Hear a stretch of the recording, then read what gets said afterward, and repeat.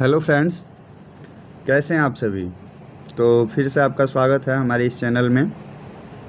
ये जो हमारा लेक्चर का सीरीज चल रहा है, इसमें हम 69th बीपीएससी प्रीलिम्स का क्वेश्चन डिस्कस कर रहे हैं आंसर के साथ, और उसका एक्सप्लेनेशन भी देख रहे हैं। आज ये जो है हमारा 69th बीपीएससी में जो क्वेश्चन पूछे गए हैं उसका पार्ट 3 वीडियो है, और इस लेक्चर में हम भारतीय अर्थव्यवस्था और बिहार स्पेशल में जो क्वेश्चन पूछे गए हैं उसको डिस्कस करेंगे। इसके पहले पार्ट 1 और पार्ट 2 में हमने हिस्ट्री तीनों पार्ट, एंशिएंट, मॉडर्न, मिडाइवल को डिस्कस किया था, और पार्ट 2 वाला वीडियो अपलोड हो चुका है जिसमें हमने डिस्कस किया था आपका पॉलिटी यानी कि कॉन्स्टिट्यूशन और ज्योग्राफी में वर्ल्ड और इंडियन दोनों ज्योग्राफी, यानी कि 2 वीडियो अपलोड हो चुके हैं। आज जो है यह 3rd लेक्चर है, और इसमें हम इकोनॉमिक्स और बिहार स्पेशल से संबंधित जो प्रश्न पूछे गए थे 69th बीपीएससी में उसको डिस्कस करेंगे। देखिए, इसी से आपको आइडिया लगेगा कि 17th बीपीएससी जो आपका 17 नवंबर को होने वाला है उसमें कैसे प्रश्न पूछे जाने की संभावना ज़्यादा है। तो इसके साथ आपको एक गुड न्यूज़ ये भी है, आपको तो पता ही चल गया होगा कि वैकेंसी जो है वो आ चुकी है। इस बार जो है सबसे अधिक आपका 1957 यानी कि 1957 पोस्ट पे जो है वैकेंसी निकाली गई है, और एग्ज़ाम डेट आप कंफर्म ही मान के चलिए कि 17 नवंबर को प्रीलिम्स होने जा रहा है। तो इस 1957 में आपको केवल अपना एक सिलेक्शन लेना है, यानी कि आप एक सीट के दावेदार हैं। तो 1956 वैकेंसी आप और अपने एस्पिरेंट्स के लिए और जो आपके साथी हैं उनके लिए छोड़ दीजिए, बट एक सीट अपना श्योर कीजिए। तो इसमें एक सीट श्योर कैसे होगा, तो सबसे पहला श्रेणी आपका प्रीलिम्स है, प्रीलिम्स क्वालिफाई कीजिए, फिर मेंस के लिए प्रिपेयर करिएगा, फिर इंटरव्यू, फिर आप सिलेक्शन होता है। तो पहली श्रेणी जो है यह प्रीलिम्स क्रैक करना है, और इसके लिए जो हम यह सीरीज चला रहे हैं यह काफ़ी इम्पोर्टेंट है। लेकिन क्या कहते हैं, आपको एक बात बता दूं मैं, हमारा जो यह समाज है, भारतीय समाज जो है, हमारी जो यह सोसाइटी है जिसमें हम रहते हैं, और यहाँ की जो जनता है यह पढ़ी लिखी उसी को मानती है जिसकी सरकारी नौकरी लग गई है। अन्यथा आपके पास कितना भी नॉलेज है, कितना भी पढ़े लिखे हैं, अगर आपका गवर्नमेंट जॉब नहीं है तो आप कोई पब्लिक पढ़ी लिखी या ज्ञानी या जो भी समझ लीजिए आप नहीं समझती है। तो खैर छोड़िए उन सब बातों को। एक भाई ने कमेंट किया था पिछले वीडियो में कि ये हमारा स्लोगन ही है कि सीधी बात नो बकवास। तो आइए शुरू करते हैं आज का डिस्कशन। इसमें जो है हम लोग 69th बीपीएससी में पूछे गए अर्थव्यवस्था यानी कि इकोनॉमिक्स और बिहार स्पेशल के क्वेश्चन को डिस्कस करेंगे। इसके आने वाला जो अगला पार्ट होगा ये पार्ट 3rd होगा। पार्ट 4 जो वीडियो होगा काफ़ी इंपॉर्टेंट होगा, क्योंकि उसमें हम साइंस के क्वेश्चन को डिस्कस करेंगे। ठीक है, तो प्लीज़ आप हमारे इस चैनल को सब्सक्राइब करके हमसे जुड़ जाइए और इस वीडियो को लाइक कर दीजिए। तो आइए शुरू करते हैं। और ये आपका जो बीपीएससी का फॉर्म आया हुआ है यह 28 सितंबर से जो है ऑनलाइन के माध्यम से भरा जाएगा, और 18 अक्टूबर तक लास्ट डेट है। तो इस बीच में आप अपना फॉर्म फिल कर लीजिएगा। फॉर्म फिल करते समय कोई गलती ना करिएगा। मीडियम क्या होगा आपका, और आपका कैटेगरी क्या है, आप कहाँ से बिलोंग करते हैं, डोमिसाइल का, ये सब अपना अच्छे से कॉलम भर के सबमिट कीजिए। ऑल द बेस्ट आप अब से ही आप सभी को। तो आइए शुरू करते हैं आज का डिस्कशन। तो आज जो है अर्थव्यवस्था 61 नंबर पे दिया हुआ है, लेकिन आज का जो हमारा लेक्चर है इसके लिए यह पहला क्वेश्चन है। समझ गए? तो आइए देखते हैं पहला क्वेश्चन। दिवाला और शोधन अक्षमता के संबंध में निम्नलिखित कथनों पर विचार कीजिए। किसके बारे में विचार करना है, तो दिवाला और शोधन अक्षमता के संबंध में। 3 कथन यहाँ पे दिए हुए हैं और एक कथन आपका यहाँ पे दिया हुआ है। ठीक है, तो टोटल 4 स्टेटमेंट दिए हुए हैं, और इसमें पूछा गया है कि सही बताना है कौन सा कथन सही है। तो देखिए, गलत इन्फॉर्मेशन मत पढ़िए। जो ह्यूमन ये क्या होता है, आपका माइंड होता है, उसका भी एक अपना कैपेसिटी है, मेमोरी है। तो मैं सीधे आपको जो सही आंसर है इसका वो बता देता हूँ, क्योंकि गलत इन्फॉर्मेशन से ऐसे भी कोई फ़ायदा होता नहीं है। तो ये ऑप्शन 4 ही सही है। क्वेश्चन नंबर 61 आज का लेक्चर का फर्स्ट क्वेश्चन, और इसमें आपका ऑप्शन बी यानी कि केवल 4 नंबर जो स्टेटमेंट है सही दिया हुआ है, वो आपको मैं पढ़ के बता देता हूँ।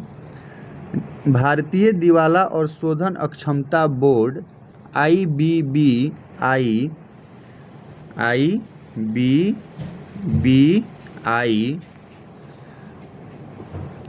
दिवाला और शोधन अक्षमता कार्रवाई की देख रेख के लिए जिम्मेदार नियामक निकाय है। ठीक है, क्वेश्चन क्या था हमारा? तो क्वेश्चन था फ्रेंड्स कि दिवाला और शोधन अक्षमता के संबंध में कौन सा कथन सही है। तो केवल 4 नंबर कथन सही है, 4 नंबर जो स्टेटमेंट है सही है कि भारतीय दिवाला और शोधन अक्षमता बोर्ड IBBI दिवाला और शोधन अक्षमता कार्रवाई की देखरेख के लिए जिम्मेदार नियामक निकाय है। तो ऑप्शन बी करेक्ट है। ठीक है जी, वीडियो को जो है आप जूम करके देखेंगे तो आप साथ में हमारे पढ़ भी सकते हैं और सुन भी सकते हैं। इसके बारे में थोड़ा सा दिया हुआ एक्सप्लेनेशन देख लेते हैं। प्रश्नानुसार सॉल्वेंसी और बैंक्रप्सी कोड अर्थात दिवाला और शोधन अक्षमता कोड 2016 के अनुसार भारतीय दिवाला और शोधन अक्षमता बोर्ड दिवाला और शोधन अक्षमता कार्रवाई की देखरेख के लिए उत्तरदायी नियामक निकाय है। ठीक है जी, 62 नंबर में दिया हुआ है, औद्योगिक नीति संकल्प किस वर्ष अपनाया गया।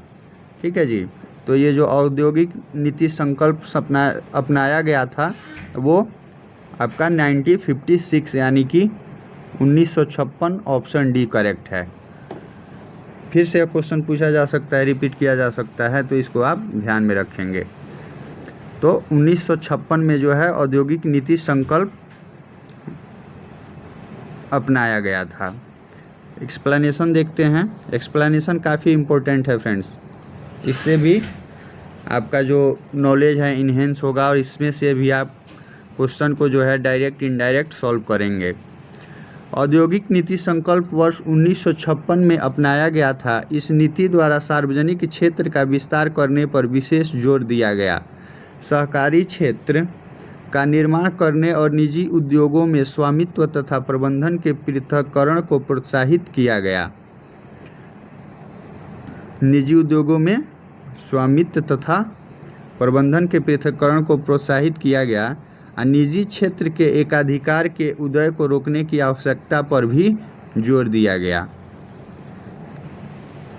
इसके आगे दिया हुआ है कि इस नीति को भारत का आर्थिक संविधान या राज्य पूंजीवाद की बाइबिल माना जाता था, क्योंकि इसने जून 1991 तक उद्योगों के संबंध में सरकार की नीति के लिए बुनियादी ढांचा प्रदान किया था।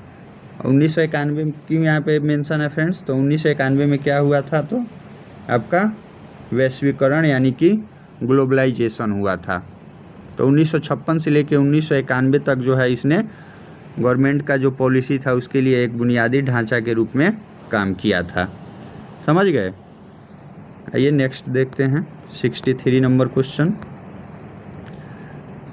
अब जो है बीपीएससी अब वो आपका फैक्ट वाला नहीं रहा कि आप फैक्ट रट के चले गए और एग्ज़ाम क्वालिफाई कर लिए। अब जो है बीपीएससी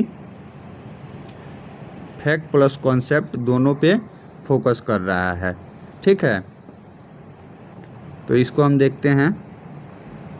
आपका 63 नंबर जो है,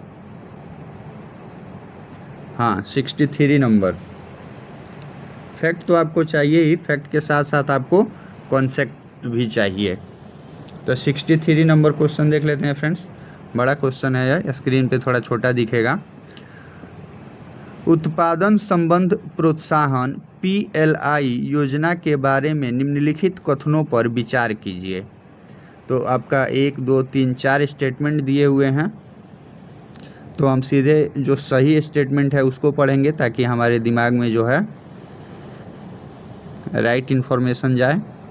तो इसका जो सही आंसर है फ्रेंड्स वो है आपका ऑप्शन सी, और ऑप्शन सी में दिया हुआ है 2 और 3, यानी कि 4 स्टेटमेंट में से केवल 2 और 3 यहाँ पे दिया हुआ है उपयुक्त में से कौन से कथन गलत हैं। इसको जो है काफ़ी आपको बारीकी से देखना है। हर क्वेश्चन में पेन से लास्ट में आपको अंडरलाइन करना है कि सही पूछा जा रहा है या गलत पूछा जा रहा है। तो दूसरा और तीसरा इसमें गलत दिया हुआ है, तो पहला और चौथा हम देख लेते हैं जो सही है। ठीक है, उत्पादन संबंध प्रोत्साहन PLI योजना के बारे में। तो 2-3 तो गलत ही हैं, तो 1 और 4 जो सही है उसको हम पढ़ लेते हैं। पहला है, यह योजना घरेलू विनिर्माण को बढ़ावा देने और मोबाइल फ़ोन विनिर्माण तथा निर्दिष्ट इलेक्ट्रॉनिक घटकों में बड़े निवेश को आकर्षित करने के लिए उत्पादन से जुड़े प्रोत्साहन की पेशकश करती है। ठीक है जी। और 4 नंबर देखते हैं। 2-3 तो गलत ही था, 4 नंबर सही था। PLI के तहत लक्ष्य श्रेणी में 1 लैपटॉप, 2 में टैबलेट, 3 में ऑल इन वन PC, 4 में सर्वर और 5 में ultra small form factor USFS शामिल होंगे। ठीक है, तो यहाँ पे आपसे गलत पूछा गया था, तो इसका करेक्ट आंसर ऑप्शन C था। 2 और 3 गलत हैं, लेकिन अगर आपसे सही पूछा जाता तो इसका करेक्ट आंसर 1 और 4 है। आइए नेक्स्ट देखते हैं। इसका पहले थोड़ा सा इन्फॉर्मेशन है वो पढ़ लेते हैं। ऑप्शन C का 63 नंबर क्वेश्चन का, PLI योजना अर्थात उत्पादन संबंध प्रोत्साहन योजना आवेदकों को वैश्विक और घरेलू श्रेणियों में वर्गीकृत नहीं करती है। इसीलिए कथन 2 और कथन 3 गलत है, क्योंकि 8% का औसत प्रोत्साहन सही नहीं है और कंपनियों की पात्रता के लिए 6 वर्ष की अवधि भी गलत है। जो 2 और 3 में बात दिया गया था उसी को यहाँ पे रिपीट किया गया है। समझ गए। अब आइए 64 नंबर देखते हैं। 64 नंबर है आपका स्वामित्व योजना। आपका स्वामित्व योजना के संबंध में निम्नलिखित कथनों पर विचार कीजिए। ठीक है, 1 2 3 4 कथन दिए हुए हैं। देख रहे हैं कथन काफ़ी स्टेटमेंट वाले क्वेश्चन पूछा जा रहा है अब। तो इसमें आपका ऑप्शन A सही दिया। देखिए उपयुक्त में से कौन से कथन गलत हैं। यहाँ पे भी आपको रॉन्ग स्टेटमेंट बताने हैं। तो ऑप्शन A सही है। पहला और तीसरा जो कथन है वो गलत है। किसके बारे में? तो स्वामित्व योजना के संबंध में। तो उसको मैं आपको पढ़ के बता देता हूँ। 64 नंबर में पूछा है कि स्वामित्व योजना के संबंध में गलत कथन बताना है। तो पहला है, यह खान मंत्रालय के दायरे में कार्यरत एक केंद्रीय क्षेत्र की योजना है, गलत है। और तीसरा है कि CORS का मतलब क्रॉस ओरिजिन रिसोर्स शेयरिंग है, ये भी गलत है। तो सही वाला पढ़ लेते हैं 2 और 4। 2 में आपका दिया हुआ है, यह योजना कौन सी योजना? तो स्वामित्व योजना CORS नेटवर्क की तरह जियो पोजिशनिंग इंफ्रास्ट्रक्चर को 5 सेंटीमीटर तक की सटीकता प्रदान करने योग्य मानक बनाने का प्रयास कर रही है। ठीक है, और 4 नंबर भी करेक्ट है, तो इसको भी पढ़ लेते हैं। यह योजना ड्रोन तकनीक का उपयोग कर भूमि के छोटे छोटे खंडों का नक्शा तैयार करके ग्रामीण बस्तियों के क्षेत्रों में संपत्ति का स्पष्ट स्वामित्व स्थापित करने के लिए एक सुधारात्मक पहल प्रदान करती है। समझ गए। स्वामित्व योजना जो है वो ग्रामीण क्षेत्रों के में जो ज़मीन के जो छोटे छोटे टुकड़े हैं और बस्तियों में जो आपका संपत्ति है उसको जो है सुधारात्मक पहल के द्वारा काम करेगी उस पर। तो इसमें बताना गलत था, तो पहला और तीसरा गलत था। इसका थोड़ा सा एक्सप्लेनेशन देखते हैं। दिया हुआ है कि स्वामित्व योजना के संबंध में कथन 1 और 3 गलत है, क्योंकि स्वामित्व योजना पंचायती राज मंत्रालय की योजना है। इसकी शुरुआत स्वामित्व योजना किसकी योजना है? तो पंचायती राज मंत्रालय की योजना है। केंद्र सरकार का जो पंचायती राज मंत्रालय है उसकी योजना है। ठीक है, तो ग्रामीण दिया हुआ है ऊपर में, उसे भी आप पकड़ सकते हैं। उसके बाद दिया हुआ है कि इसकी शुरुआत प्रधानमंत्री द्वारा राष्ट्रीय पंचायती राज दिवस 24 अप्रैल 2021 को 9 राज्यों में पायलट योजना के तौर पर की गई थी। पूछा जा सकता है आपसे कि राष्ट्रीय पंचायती राज दिवस कब मनाया जाता है, तो 24 अप्रैल को मनाया जाता है। और इसकी शुरुआत 24 अप्रैल 2021 को 9 राज्यों में प्रधानमंत्री के द्वारा की गई थी। समझ गए। आइए अब 65 नंबर देखते हैं। 65 नंबर दिया हुआ है। आज का 5वां प्रश्न है यह कि निम्नलिखित में से कौन से कारक संभावित रूप से भारतीय अर्थव्यवस्था में मुद्रास्फीति जनित मंदी में योगदान कर सकते हैं। ठीक है जी, मुद्रास्फीति जो होता है मंदी में योगदान क्या क्या जो हैं कारक हैं, तो ये 4 कारक हैं, पढ़ लेते हैं इसको हम। पहला है कि सरकारी खर्च में वृद्धि के कारण उच्च मुद्रास्फीति दबाव, यानी कि सरकारी खर्च में जब वृद्धि कर दिया जाएगा, यानी कि काफ़ी पैसा खर्च किया जाएगा, तो मुद्रास्फीति का दबाव बनेगा। सेकंड है औद्योगिक उत्पादन में गिरावट और आर्थिक विकास में सुस्ती। अगर जो औद्योगिक उत्पादन है उसमें गिरावट आ जाएगा तो आर्थिक विकास में सुस्ती आ जाएगा, यानी कि डेवलपमेंट नहीं होगा, तभी जो है मुद्रास्फीति जनित मंदी हो सकता है। थर्ड नंबर है कुल मांग और उपभोक्ता खर्च में कमी, यानी कि मान लीजिए आज आप 10 रुपये खर्च कर रहे हैं, कल आपके पास 5 ही रुपये हो खर्च करने के लिए, तो यह भी सही नहीं है। 4 नंबर में है घरेलू मुद्रा की वृद्धि के कारण निर्यात प्रतिस्पर्धात्मकता में कमी, यानी कि घरेलू मुद्रा जो है वह उसमें वृद्धि हो जाएगा तो जो आप निर्यात कर रहे हैं उसमें जो कंपटीशन होगा वो कम हो जाएगा, वो भी समझे। तो ऑप्शन सी में दिया हुआ है 1, 2, 3 और 4, तो ये चारों जो मुद्रास्फीति जनित मंदी में योगदान करने वाले संभावित कारक हैं ये सही हैं। समझ गए। इसका एक्सप्लेनेशन पढ़ते हैं और स्पष्ट होंगी चीज़ें। दिया हुआ है कि सभी चारों कथन संभावित रूप से भारतीय अर्थव्यवस्था में मुद्रास्फीति जनित मंदी में योगदान कर सकते हैं। समझे। आगे देखते हैं। जो ऑप्शंस में दिए थे वही बात है कि सरकारी खर्च में वृद्धि के कारण उच्च मुद्रास्फीति दबाव, औद्योगिक उत्पादन में गिरावट और आर्थिक विकास में सुस्ती, कुल मांग और उपभोक्ता खर्च में कमी, घरेलू मुद्रा की वृद्धि के कारण निर्यात प्रतिस्पर्धात्मकता में कमी। ठीक है जी। क्वेश्चन नंबर 66,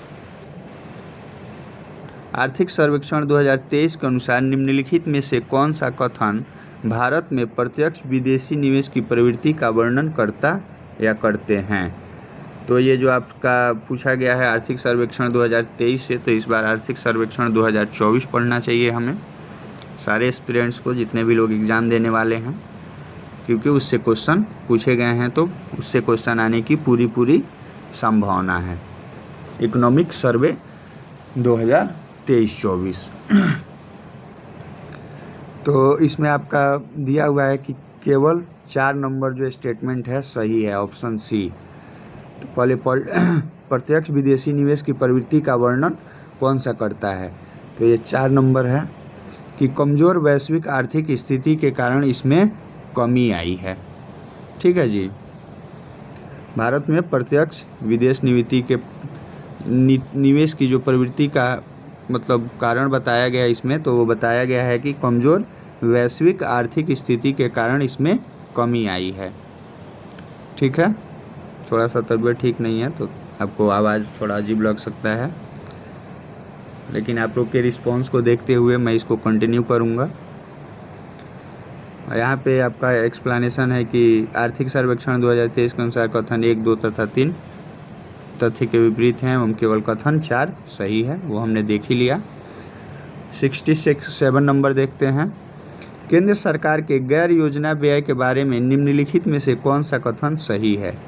गैर योजना व्यय, ए में है कि व्यय कृषि पर होता है, बी में व्यय विज्ञान और प्रौद्योगिकी पर होता है, सी में व्यय ब्याज भुगतान पर होता है और डी में उपरोक्त में से कोई नहीं। तो ऑप्शन सी सही है। व्यय जो है ब्याज भुगतान पर होता है तो वह गैर योजना व्यय है, यानी कि उस पैसे से कोई योजना तो चलाई नहीं जा रही है, तो गैर योजनागत व्यय भी उसको कहा जाता है। तो जो ब्याज है वह केंद्र सरकार का गैर योजना व्यय है, ब्याज का भुगतान जो हम लोग करते हैं। पढ़ लेते हैं एक्सप्लेनेशन को। ब्याज भुगतान गैर योजनागत व्यय के अंतर्गत आता है, जबकि विज्ञान और प्रौद्योगिकी एवं कृषि पर व्यय योजनागत व्यय के तहत आता है। यानी योजनागत व्यय के अलावा अन्य सभी प्रकार के व्यय को गैर योजनागत व्यय के रूप में जाना जाता है। इसमें अब गैर योजनागत व्यय कौन कौन से है वो देख लीजिए यहाँ पे। ब्याज भुगतान, पेंशन, राज्यों और केंद्र शासित प्रदेशों की सरकारों को संवैधानिक हस्तांतरण आदि को सम्मिलित किया जाता है। ब्याज का भुगतान हो गया, पेंशन हो गया, राज्य और केंद्र सरकार को जो आपका सेंट्रल गवर्नमेंट पैसे देती है, ये सब क्या हैं? तो गैर योजनागत भुगतान है। 68 नंबर देखते हैं। वैश्वीकरण और भारत पर इसके प्रभाव के बारे में निम्नलिखित में से कौन सा सत्य नहीं है? वैश्वीकरण और उस पर भारत के प्रभाव के बारे में रॉन्ग स्टेटमेंट बताना है आपको। ABCD 4 ऑप्शन हैं। मैंने थोड़ी देर पहले ही आपको बताया था 1991 में जो है ग्लोबलाइजेशन हुआ, यानी कि वैश्वीकरण हुआ। तो ऑप्शन ए है कि निर्यात में वृद्धि आयात में वृद्धि से अधिक है, तो यही गलत है। ठीक है जी, क्योंकि हम लोग निर्यात से ज़्यादा आयात करते हैं। और बी सी सही है, तो वो पढ़ लेते हैं। इससे प्रत्यक्ष विदेशी निवेश का प्रवाह बढ़ा है, सही है जी। और इसने वस्तुओं और सेवाओं में व्यापार का विस्तार किया है, ये भी सही है। तो वैश्वीकरण से जो है भारत में आयात में वृद्धि हुई है, निर्यात में वृद्धि नहीं हुई है। इसीलिए जो है आपका ऑप्शन ए सत्य नहीं है, यानी कि रॉन्ग है। आइए इसका एक्सप्लेनेशन देखते हैं। प्रश्नानुसार विकल्प बी और सी सत्य हैं, जबकि विकल्प ए गलत है, क्योंकि वैश्वीकरण द्वारा भारत में निर्यात में वृद्धि आयात में वृद्धि से अधिक नहीं है। हालांकि वैश्वीकरण ने भारत द्वारा किए जाने वाले आयात निर्यात को कुछ हद तक संतुलित किया है, लेकिन भारत पूर्णतः निर्यातोन्मुख नहीं हो पाया है। यानी पूरे तरीके से हम निर्यात नहीं कर रहे हैं, हम लोग आयात भी कर रहे हैं, और निर्यात से थोड़ा आयात जो है वो ज़्यादा ही है। समझ गए? पेशेंस के साथ देखिए, काफ़ी आपको इसमें चीज़ें सीखने को मिलेंगी, और आखिरी तक देखिए लेक्चर को। 69 नंबर है, संघ के सरकार के वित्त में नवीनतम विकास के बारे में निम्नलिखित कथनों पर विचार कीजिए, और इसमें बताना है कि सही कौन सा है। तो इसमें जो ऑप्शन सही है वो सी है, और सी में दिया है केवल एक। तो पहला हम पढ़ लेते हैं। 1 नंबर स्टेटमेंट सही है, दूसरा और तीसरा गलत है। संघ सरकार के वित्त में नवीनतम विकास के बारे में, तो महामारी वित्तीय वर्ष 21 के दौरान 2020-21 का ये वर्णन है कि महामारी वित्तीय वर्ष 21 के दौरान संघ सरकार का राजकोषीय घाटा सकल घरेलू उत्पाद के 9.2% तक पहुंच गया था। ठीक है जी, इसको आप करंट में भी शामिल कर सकते हैं, क्योंकि इकोनॉमिक्स में जो प्रश्न आते हैं वो करंट ओरिएंटेड होते हैं और स्टैटिक भी होते हैं। तो एक एक्सप्लेनेशन देखते हैं। कथन 1 सही है, जबकि कथन 2 और 3 गलत है, क्योंकि राजकोषीय घाटा 2022 के अनुसार GDP का 6.4% है, जो बजट अनुमान के अनुरूप है। अगला है कि ज्ञातव्य है कि पिछले 2 वर्षों में राजस्व संग्रह में क्रमिक वृद्धि हुई है, न कि कमी हुई है। राजस्व घाटे से तात्पर्य सरकार के कुल व्यय और उसकी कुल आय के बीच के अंतर से है। राजस्व घाटा समझ गए, कि जो सरकार का कुल व्यय है, यानी कि जो कुल खर्च है उसके आमदनी से कम है, और उसके बीच का जो अंतर है उसको राजस्व घाटा कहते हैं। नेक्स्ट है कि राजकोषीय घाटे की स्थिति तब होती है जब सरकार का व्यय उसकी आय से अधिक हो जाता है। ठीक है, यानी कि आप ज़्यादा खर्च कीजिएगा और इनकम कम कीजिएगा तो उसको राजकोषीय घाटा का स्थिति बन जाएगा। तो इस क्वेश्चन से आपको ये मतलब आना चाहिए वाइब्स कि हमें अभी का जो है आपका GDP का जो अनुमान है बजट का वो देख लेना चाहिए, कुल व्यय आय का अंतर देख लेना चाहिए, और उसको नोट करके याद कर लेना चाहिए। ठीक है। 70 नंबर है, आरबीआई के विदेशी मुद्रा भंडार FIR, ये दिया हुआ है ना आपका FIR में निम्नलिखित में से कौन से शामिल हैं? तो पहला है आपका विदेशी मुद्रा परिसंपत्तियाँ FCA, ठीक है जी, FCA, सोना यानी कि गोल्ड, विशेष आवरण अधिकरण SDR, और आरक्षित किस्त स्थिति, ठीक है, SDR। या आप याद इसे इसको कर सकते हैं FIR, FCA और SDR, ठीक है। उसके बाद आपका गोल्ड था और आरक्षित किस्त स्थिति था। तो उपयुक्त सभी इसका करेक्ट है ऑप्शन डी। एक्सप्लेनेशन देखते हैं इसका। आरबीआई के विदेशी मुद्रा भंडारण में मुद्रा परिसंपत्तियाँ सोना, विशेष आहरण अधिकरण SDR और आरक्षित किस्त स्थिति यानी कि RTP यानी उपयुक्त सभी शामिल हैं। आरबीआई रुपये के क्रमबद्ध संचालन के लिए अपने पास विदेशी मुद्रा भंडार रखता है, जिसका उपयोग रुपये के कमज़ोर होने की स्थिति में करता है ताकि बाज़ार में तरलता बनी रहे, ठीक है जी। आरबीआई के पास विदेशी मुद्रा का भंडार होता है। अब 71 नंबर देखते हैं। 71 नंबर है, उत्पत्ति के नियम के बारे में निम्नलिखित कथनों पर विचार कीजिए। तो इसमें आपका दो कथन है। पहला है कि उत्पत्ति के नियम किसी उत्पाद के राष्ट्रीय स्रोत को निर्धारित करने के लिए आवश्यक मानदंड हैं। दूसरा है, उत्पत्ति के नियम कस्टम एजेंसियों को यह जानने में मदद करते हैं कि किसी दिए गए उत्पाद पर कौन से नियम और कौन से शुल्क लागू होते हैं, ठीक है। आगे देख लेते हैं। 4 स्टेटमेंट है। तीसरा स्टेटमेंट है उत्पत्ति के नियम के बारे में कि इनका उपयोग व्यापार सांख्यिकी के प्रयोजन के लिए किया जाता है। 4 नंबर में है, उनका महत्व इस तथ्य से प्रमाणित होता है कि कई मामलों में कर और प्रतिबंध आयातों के स्रोत पर निर्भर करते हैं। पूछा जा रहा है कि सही है, तो उपयुक्त सभी सही हैं, यानी कि 1 2 3 4 सभी सही हैं। किसके बारे में? तो आपको उत्पत्ति के नियम के बारे में। आइए इसका एक्सप्लेनेशन देखेंगे तो और क्लियरिटी आ जाएगा। पहला है कि उत्पत्ति के नियम के संबंध में उपयुक्त सभी चारों कथन सत्य हैं। उसका पहला दिया हुआ है कि उत्पत्ति के नियम किसी उत्पाद के राष्ट्रीय स्रोत को निर्धारित करने के लिए आवश्यक मानदंड हैं। सेकंड में है कि उत्पत्ति के नियम कस्टम एजेंसियों को यह जानने में मदद करते हैं कि किसी दिए गए उत्पाद पर कौन से नियम और कौन से शुल्क लागू होते हैं। थर्ड नंबर है, इनका उपयोग व्यापार सांख्यिकी के प्रयोजन के लिए किया जाता है। और 4 नंबर है, उनका महत्व इस तथ्य से प्रमाणित होता है कि कई मामलों में कर और प्रतिबंध आयातों के स्रोत पर निर्भर करते हैं, ठीक है। ये 72 नंबर देखते हैं। का 72 नंबर दिया हुआ है, शिशु मृत्यु दर के बारे में निम्नलिखित कथनों पर विचार कीजिए।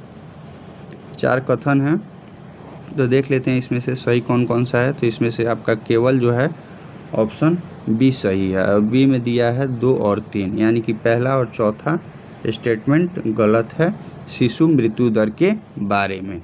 आइए पढ़ लेते हैं इसको।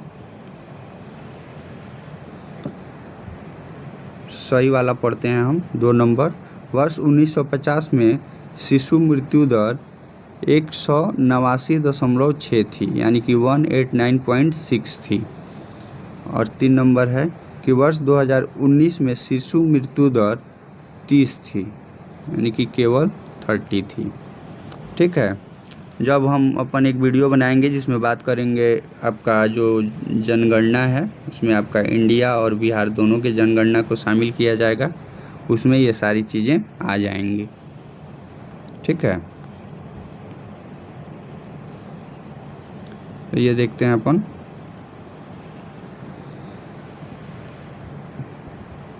बी में था 2 और 3 सही था, 1 और 4 गलत था। तो ये एक्सप्लेनेशन है कि IMR शिशु मृत्यु दर 1000 जीवित जन्मों में व्यक्त किया जाता है, इसीलिए पहला कथन गलत है। और सेकंड है कि वर्ष 2019 में मध्य प्रदेश में IMR शिशु मृत्यु दर सबसे अधिक था, न कि उत्तर प्रदेश में, इसीलिए केवल कथन 2 और 3 सही हैं। 73 नंबर देखते हैं। 73 नंबर क्वेश्चन है फ्रेंड्स अपना, एक अवधारणा के रूप में मानव पूंजी निर्माण की बेहतर व्याख्या एक प्रक्रिया के संदर्भ में की जाती है जो समक्ष बनाती है। 4 स्टेटमेंट है यहाँ पे, लेकिन यहाँ पे हमारा जो सही है वो केवल चौथा स्टेटमेंट ही सही है, यानी कि ऑप्शन सी में दिया हुआ है केवल 4। तो सही वाला अपन देखते हैं। देश के लोगों के ज्ञान कौशल स्तरों और क्षमताओं में वृद्धि करने को, ठीक है। मानव पूंजी निर्माण की बेहतर व्याख्या जो है वह है देश के लोगों के ज्ञान कौशल और क्षमताओं में वृद्धि करने को जो है मानव पूंजी की निर्माण की बेहतर व्याख्या की एक प्रक्रिया है। समझ गए? आइए अब अगला देखते हैं। और यहाँ से आपका 74 से बिहार स्पेशल शुरू हो गया, इसको हम इसी में डिस्कस कर लेते हैं। इसका जो नेक्स्ट पार्ट आएगा वो आएगा आपका साइंस का, जो काफ़ी इम्पोर्टेंट होगा। तो इसका जो 73 का एक्सप्लेनेशन देख लेते हैं, थोड़ा सा दिया हुआ है। एक अवधारणा के रूप में मानव पूंजी निर्माण को कथन 4 में बेहतर रूप में समझाया गया है, यानी मानव पूंजी का संबंध देश के लोगों के ज्ञान कौशल स्तरों और उनकी कौशल क्षमताओं में वृद्धि से है। ठीक है जी। आइए 74 नंबर बिहार विशेष यानी कि बिहार स्पेशल, काफ़ी इम्पोर्टेंट है यह BPSC के एग्ज़ाम के लिए। देखते हैं, पहला है आपका 74 नंबर, मैथिली भाषा का विकास निम्नलिखित में से किसके शासनकाल के दौरान शुरू हुआ? तो ये शुरू हुआ फ्रेंड्स आपका कर्नाट राजवंश के दौरान। कर्नाट राजवंश BPSC का फेवरेट है, 1-2 बार और पूछा जा चुका है।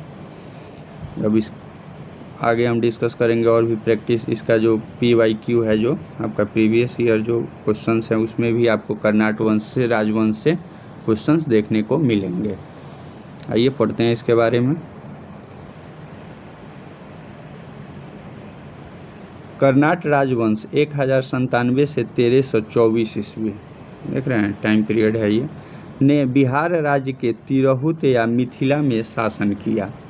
कर्नाट वंश की स्थापना नान्यदेव ने 1097 में की थी। कर्नाट वंश के संस्थापक कौन थे? तो नान्यदेव। कब किए? 1097 में। कर्नाट वंश का काल कवियों लेखकों और कलाकारों के लिए शांति का वातावरण था। इस अवधि के दौरान मैथिली भाषा का अत्यधिक विकास हुआ और नए साहित्य और लोकगीतों का निर्माण हुआ। ठीक है, मज़ा आएगा आपको लेक्चर में, बस पेशेंस के साथ देखते रहिए। क्वेश्चन क्या था कि मैथिली भाषा का विकास कब हुआ? तो कर्नाट राजवंश में हुआ, और क्यों हुआ तो आपको एक्सप्लेनेशन में आ ही गया। 75 नंबर क्वेश्चन बिहार स्पेशल शुरू हो गया है 74 नंबर से।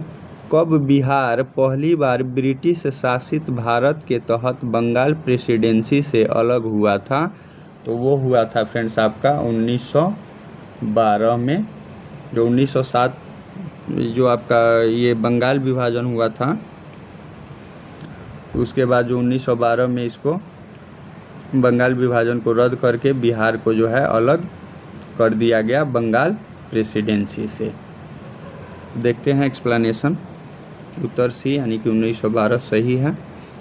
एक्सप्लेनेशन है कि बंगाल से बिहार का अलग करने की घोषणा होना दिल्ली दरबार में किंग जॉर्ज पंचम द्वारा किया गया था, और परिषद में उपराज्यपाल के कार्यालय की संस्था के गठन को पटना में नई राजधानी के तेजी से विकास को सुनिश्चित किया गया। दिल्ली दरबार जो लगा था 1912 में, तो वो जिसमें आए थे किंग जॉर्ज पंचम, उनके द्वारा जो है बिहार के गठन की बात कही गई थी। अगला है 12 दिसंबर 1911 को दिल्ली दरबार में किंग जॉर्ज पंचम ने बिहार को बंगाल से अलग करने की घोषणा की थी। ठीक है, उसके बाद है आपका किंग जॉर्ज पंचम, याद रखिएगा। अप्रैल 1912 में बृहद बंगाल से बिहार का औपचारिक अलगाव राज्य के लोगों के जीवन में एक महत्वपूर्ण घटना थी। ठीक है जी। अब आइए 76 नंबर क्वेश्चन देखते हैं। 76 नंबर क्वेश्चन है, भारतीय हस्तशिल्प के संदर्भ में बिहार में सुजनी क्या है? तो थोड़ा सा कॉमन सेंस लगाएंगे तो बिहार में इधर आपका यूपी साइड में कुछ जगह सुजनी बेडशीट को भी बोला जाता है। तो आप ऑप्शन देखिए, फिर मैं बताता हूँ कि आप कैसे इसको सही कर सकते थे बिना पढ़े भी। एक धातु शिल्प है, धातु तो भाई बेडशीट होता नहीं है। एक प्रकार की कढ़ाई है, ये लग रहा है। सी में है कि एक प्रकार का मिट्टी का बर्तन है, बिल्कुल नहीं। डी में है एक प्रकार का कांच का बर्तन, बिल्कुल नहीं। धातु है ही नहीं, तो बचा क्या अपना? एक प्रकार की कढ़ाई, या कढ़ाई कहाँ पे होता है? तो कपड़ों पे होता है, और बेडशीट कपड़ा से ही तो बनता है। तो इसे भी आप आइडिया लगा के थोड़ा सा अपना कॉमन सेंस यूज करके सही कर देंगे आंसर। अब इसका थोड़ा एक्सप्लेनेशन देखते हैं कि बिहार की वस्त्र शिल्प परंपरा में सुजनी शिल्प का प्रमुख स्थान है। जन्म के बाद शिशुओं के उपयोग के लिए सुजनी शिल्प की शुरुआत हुई थी। परंपरागत रूप से पुराने धोती साड़ी के टुकड़ों को एक साथ मिलाकर सुजनी बनाई जाती है।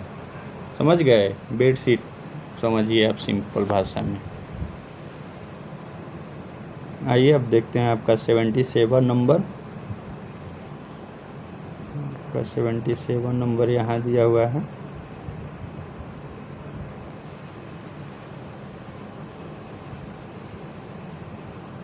सेवेंटी 75 देख लिए हम। इसके बारे में इसका थोड़ा एक्सप्लेनेशन लंबा चौड़ा है, देख लेते हैं पहले। शिशु के प्रति जो मातृत्व भाव होता है वहीं इसके ऊपर उतरता है। धोती या साड़ी के 2-3 परतों को आपस में सिल देने से कपड़ा अधिक मजबूत हो जाता है। फिर इन जुड़े हुए कपड़ों पर सीधी कच्ची सिलाई करके मोटिफ काढ़े जाते हैं। समझे? वर्तमान समय में सुजनी शिल्प के बेस कपड़ों में काफ़ी विविधता रहती है। अब पुरानी धोती या साड़ी के साथ साथ रंगीन, पोपलिन, सिल्क एवं मार्किन इत्यादि का भी इस्तेमाल होने लगा है। महिलाएं कंट्रास्ट रंगों यथा लाल रंग पर नारंगी, सफ़ेद, भूरा या पीले रंग के धागों का इस्तेमाल करती हैं। घर परिवार की सामान्य बातों से लेकर फूल पौधों तक का अंकन सुजनी की विशेषता है। इससे हमारी धार्मिक आस्था, विश्वास, स्नेह से लेकर आकांक्षा और महत्वाकांक्षा के प्रतीक स्पष्ट रूप से झलकते हैं। प्राचीन समय में बिहार की ये तो हमने देख लिया था। उसका अगला था कि इस कारण बड़े पैमाने पर प्राचीन समय में, यहाँ से देखना है, प्राचीन समय में बिहार की महिलाएं खाली समय में सुजनी का कार्य करती थीं, लेकिन अपने आकर्षण एवं उत्कृष्टता के कारण यह कला अब महिलाओं के लिए आमदनी का स्रोत बन गई है। यानी कि सोर्स ऑफ इनकम बन गया है सुजनी कढ़ाई। समझ गए? उसके बाद है कि इस कारण बड़े पैमाने पर इसका निर्माण हो रहा है और बिहार में दानापुर, भोजपुर और मुजफ्फरपुर इसके प्रमुख निर्माण केंद्र हैं। आने वाले एग्ज़ाम में पूछ दिया जाए कि कौन सा केंद्र है सुजनी कढ़ाई का, तो दानापुर, भोजपुर और मुजफ्फरपुर। सबके लास्ट में आपका PUR यानी कि पुर आ रहा है, तो आपको याद रखने में सहूलियत होगी। 77 नंबर देखते हैं। बिहार में विक्रमशिला विश्वविद्यालय के संबंध में निम्नलिखित कथनों पर विचार कीजिए। तो इसमें बताना है आपका गलत कथन कौन सा है। तो यह बिहार के वर्तमान बांका जिले में स्थित था, नहीं। इसकी स्थापना पाल वंश के राजा गोपाल प्रथम ने की थी, नहीं। तीसरा है बौद्ध धर्म का वज्रयान संप्रदाय यहाँ फला फूला। सही है जी। चौथा है, यहाँ खगोल विज्ञान, तर्कशास्त्र, कानून, व्याकरण और दर्शन जैसे अन्य विषय भी पढ़ाए जाते थे। बिल्कुल पढ़ाए जाते थे, विश्वविद्यालय है तो सब कुछ होगा ना, सारे सब्जेक्ट पढ़ाए जाएंगे। तो यहाँ पे आपको बताना था कौन सा कथन गलत है। तो ऑप्शन ए जो है सही होगा, क्योंकि 1 और 2 गलत हैं, 3 और 4 सही हैं। एक्सप्लेनेशन देख लीजिए। बिहार प्रांत के भागलपुर जिले में स्थित, ऑप्शन 1 में क्या था, बांका जिला, तो गलत था। कहाँ पे है, तो भागलपुर जिले में स्थित विक्रमशिला एक अंतर्राष्ट्रीय ख्याति का शिक्षा केंद्र रहा है, अतः कथन 1 गलत है। आगे है कि विक्रमशिला के महाविहार की स्थापना नरेश धर्मपाल ने करवाई थी। किसने करवाई थी, तो नरेश धर्मपाल ने 775 से 800 ईस्वी ने करवाई थी, अतः कथन 2 गलत है। धर्मपाल के उत्तराधिकारी 13वीं शताब्दी तक इसे राजकीय संरक्षण प्रदान करते रहे।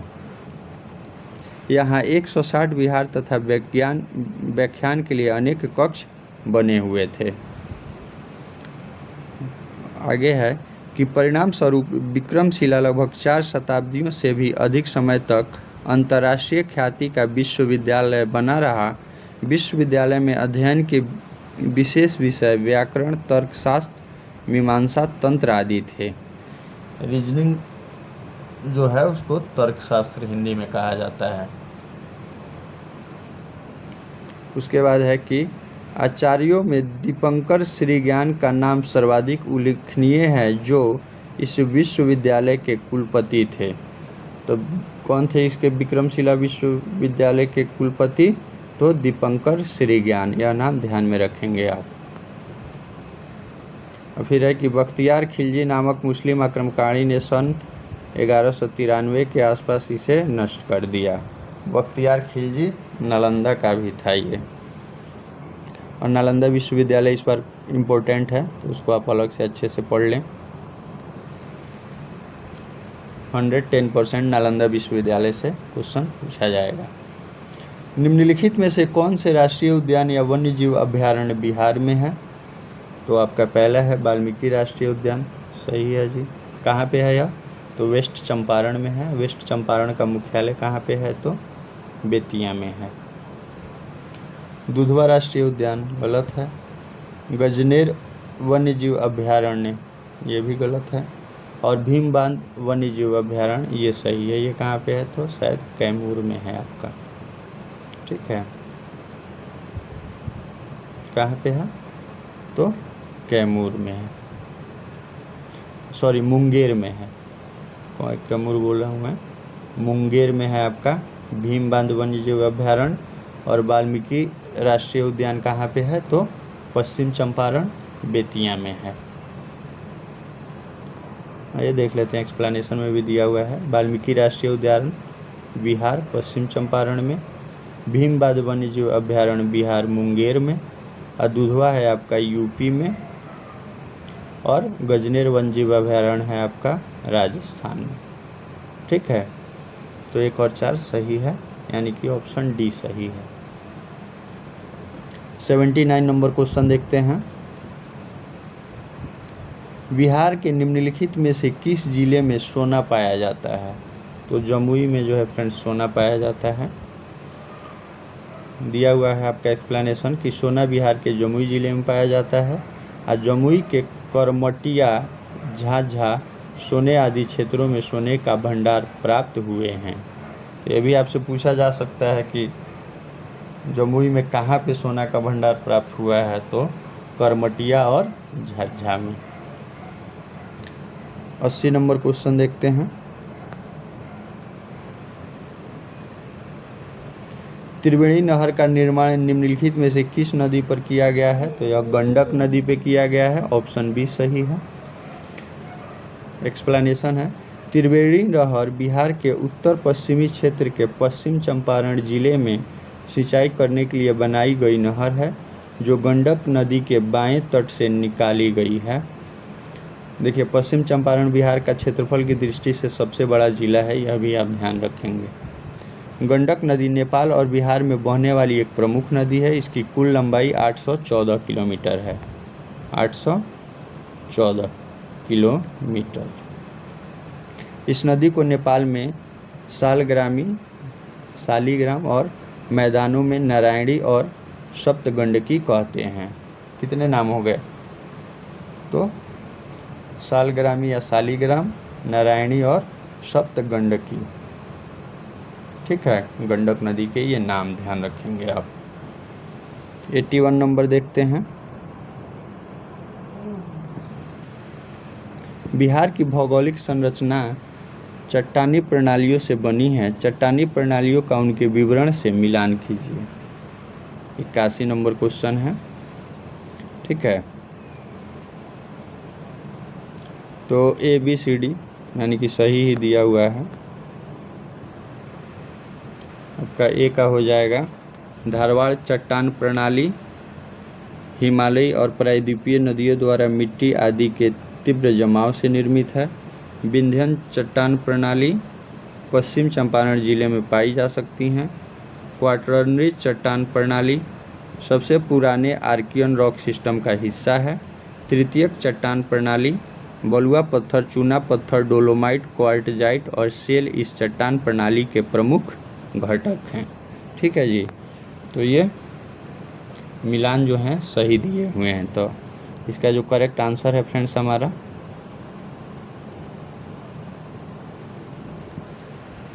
वो है आपका ऑप्शन डी, यानी कि 3 4 1 2 सही नहीं दिए हुए हैं। सॉरी, थोड़ा सा कन्फ्यूजन हो गया है। मैं मैच करके आपका दिखा देता हूँ। 3 4 1 2। ठीक है जी। 81 नंबर क्वेश्चन का आपका पहला का ए का हो जाएगा 3 और बी का हो जाएगा आपका 4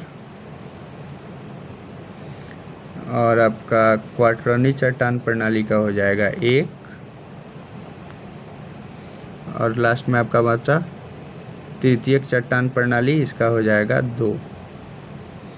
तो मैच के अनुसार मैं आपको एक बार पढ़ के बता देता हूँ। धारवाड़ चट्टान प्रणाली सबसे पुरानी आर्कियन रॉक सिस्टम का हिस्सा है। विंध्यन चट्टान प्रणाली 4 नंबर देखिए, बलुआ पत्थर, चूना पत्थर, डोलोमाइट, क्वार्टजाइट और शेल इस चट्टान प्रणाली के मुख्य घटक हैं। उसके बाद सी में है आपका क्वाटरनी चट्टान प्रणाली, तो हिमालय और प्रायद्वीपीय नदियों द्वारा मिट्टी आदि के तीव्र जमाव से निर्मित हैं।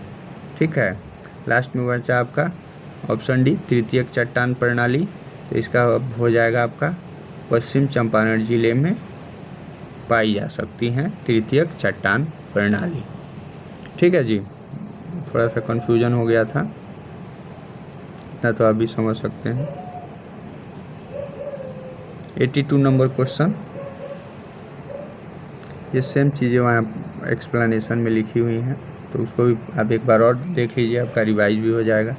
धारवाड़ चट्टान प्रणाली सबसे पुरानी आर्कियन रॉक सिस्टम का हिस्सा है।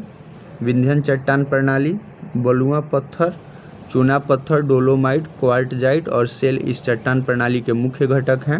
उसके बाद है आपका क्वाटरनी चट्टान प्रणाली हिमालयी और प्रायद्वीपीय नदियों द्वारा मिट्टी आदि के तीव्र जमाव से निर्मित है।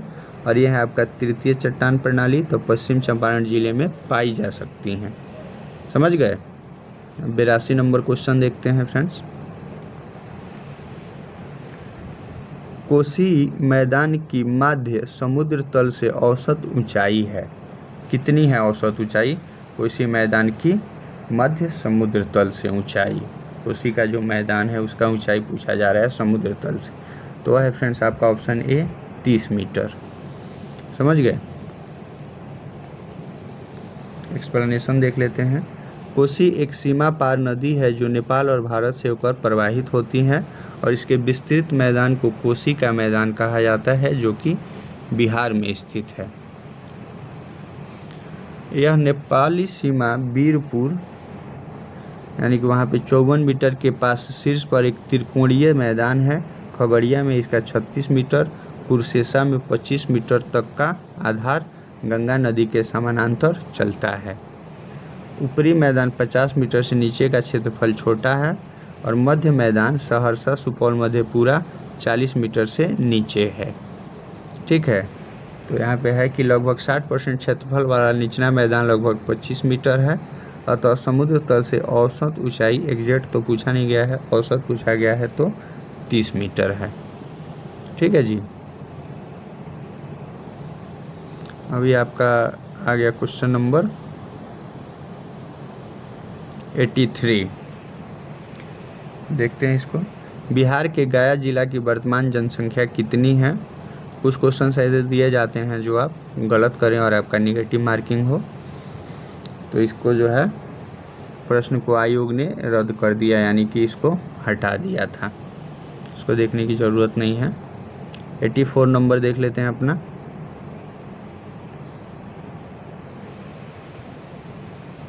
उन्नीस 1937-38 के दौरान बिहार में बर्खास्त आंदोलन किसके द्वारा आयोजित किया गया था? बर्खास्त आंदोलन 1937-38 में, तो ये किया गया था फ्रेंड्स आपका ऑप्शन बी सही होगा इसमें, स्वामी सहजानंद सरस्वती के द्वारा। ठीक है, आइए इसका एक्सप्लेनेशन देखते हैं।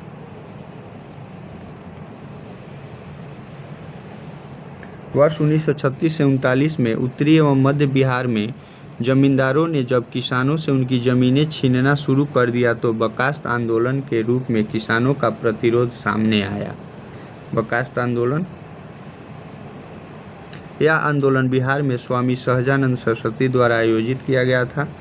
वस्तुतः यह आंदोलन शोषित एवं पीड़ित किसानों द्वारा जमींदारों से बर्खास्त भूमि के रूप में परिवर्तित अपनी रैयती भूमि वापस लेने का प्रयास था। इसके बाद है दिसंबर 1938 में दरभंगा में आयोजित बिहार प्रांतीय किसान सभा के वार्षिक सम्मेलन में जमींदारों का विरोध करने और बर्खास्त भूमि में किराएदारों के अधिकारों के लिए लड़ने का संकल्प लिया गया था।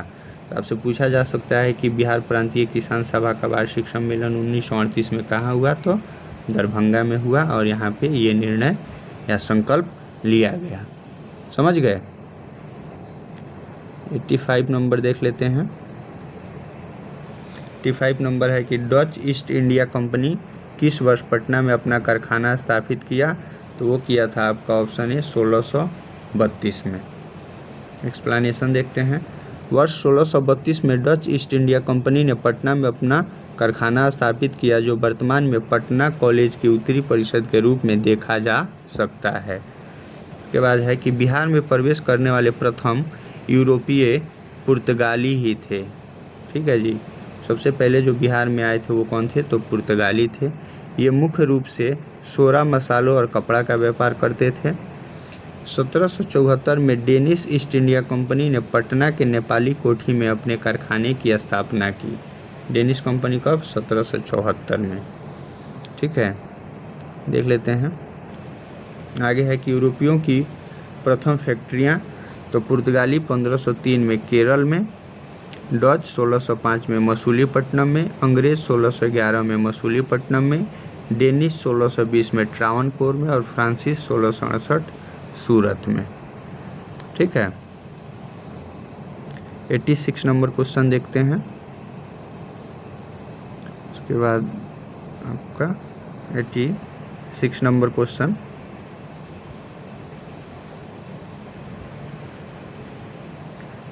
नंबर क्वेश्चन है हमारा कि सन 1942 में भारत छोड़ो आंदोलन में बिहार के नेताओं का महत्वपूर्ण योगदान रहा था। बिहार के कौन से प्रमुख नेता बिहार केसरी के नाम से जाने जाते थे और उन्होंने भारत छोड़ो आंदोलन में सक्रिय रूप से भाग लिया? बिहार केसरी के नाम से कौन जाने जाते थे और भारत छोड़ो आंदोलन में भाग लिया था? तो वो हैं श्री कृष्ण सिंह। ऑप्शन ए सही है। एक्सप्लेनेशन है, श्री कृष्ण सिंह जिन्हें बिहार केसरी के नाम से भी जाना जाता है ने भारत छोड़ो आंदोलन, कब हुआ था भारत छोड़ो आंदोलन? तो 1942 यानी कि 1942 में सक्रिय रूप से भाग लिया। 21 अक्टूबर 1887 को जन्मे श्री कृष्ण सिंह मुंगेर जिले के बरबीघा थाना के माउर गांव के हरिहर सिंह के पुत्र थे। पूछ देता है फ्रेंड्स गांव का नाम। तो कहाँ के थे ये? तो मुंगेर जिला के थे। अब बरबीघा थाना के माउर गांव के हरिहर सिंह के पुत्र थे श्री कृष्ण सिंह।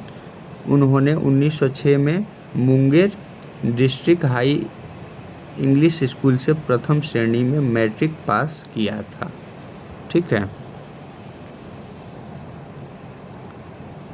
अब 87 नंबर देख आगे थोड़ा सा और उनके बारे में पढ़ लेते हैं एक्सप्लेनेशन में ही, कि जब वे पटना कॉलेज में बीए के छात्र थे तब वे 1910 में आरा गए और उन्होंने बिहारी छात्र सम्मेलन के 5वें सत्र में भाग लिया, जिसकी अध्यक्षता सच्चिदानंद सिन्हा ने की थी। युवा डॉक्टर श्री कृष्ण सिंह लोकमान्य तिलक यानी कि बाल गंगाधर तिलक 1856 से 1920 और अरविंद घोष की राजनीतिक सोच से अत्यधिक प्रभावित थे। वे असहयोग आंदोलन के भंवर में कूद पड़े। उन्होंने ऐतिहासिक सविनय अवज्ञा आंदोलन में सक्रिय रूप से भाग लिया। उन्होंने व्यक्तिगत सत्याग्रह आंदोलन और भारत छोड़ो आंदोलनों में भाग लिया और कई बार गिरफ्तार किए गए। 1952 और 1957 में हुए पहले और दूसरे आम चुनावों में वे क्रमशः खड़गपुर और शेखपुरा निर्वाचन क्षेत्रों से विधायक चुने गए और 31 जनवरी 1961 को अपने निधन तक उन्होंने बिहार में मंत्रिपरिषद का नेतृत्व किया, यानी कि सीएम रहे 1961 जनवरी तक, 31 जनवरी तक। ठीक है, तो बिहार के पहला मुख्यमंत्री भी पूछा जाता है तो यही है श्री कृष्ण सिंह। अब आइए 87 नंबर देखते हैं, कि बिहार का वह रसोइया जिसने 1917 में महात्मा गांधी की हत्या के प्रयास को विफल कर उनके भोजन में मिले जहर से उनकी जान बचाई थी। ठीक है जी, 1917 में महात्मा गांधी का जो हत्या का प्रयास किया गया था, उनके खाने में जहर मिलाया गया था, तो वह कौन रसोइया है, उसका नाम क्या है जिसने यह सूचना उनको दी थी, तो वह थे आपके ऑप्शन बी बतक मियाँ। ठीक है, जान बचाना किसका काम था, तो बचाना और बतख, तो बतख ने क्या किया, बचाया, ब से बतख और ब से बचाना। अब आप कोई भी नहीं भूलेंगे। इस एक्सप्लेनेशन है, बतख मियाँ मोतिहारी नील कोठी में खान समा, मोतिहारी कहाँ पे है फ्रेंड्स, तो यह पूर्वी चंपारण का जिला मुख्यालय है। खान समा का काम करते थे, यानी कि मुख्य रसोइया का काम करते थे। वर्ष